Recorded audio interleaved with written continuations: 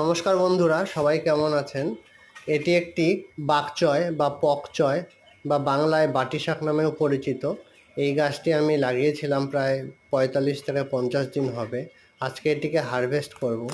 মূলত দক্ষিণ এশিয়ার থাইল্যান্ড, ভিয়েতনাম, চীন, জাপান প্রভৃতি দেশে এটি খাবার হিসাবে প্রচুর ব্যবহৃত হয়। Vitamin A, C, K, selenium, calcium, phosphorus, copper প্রভৃতির উৎস।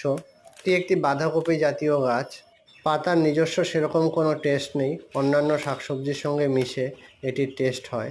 এটিকে শাক হিসাবে খেতে পারেন, তবে এটিকে চাউমিনের সঙ্গে ভেজে খেলে অথবা কোনো স্যুপের মধ্যে দিলে খুব সুন্দর লাগে খেতে। ডাঁটাগুলো একটু কচকচে থাকে এবং পাতাগুলো নরম হয়ে যায়, ওভাবেই খেতে ভালো লাগে এটি। আপনারাও জৈবিকভাবে চাষ করুন, দেখুন কত সুন্দর পাতার গ্রোথ এবং কত মোটা এবং সুন্দর হয়েছে।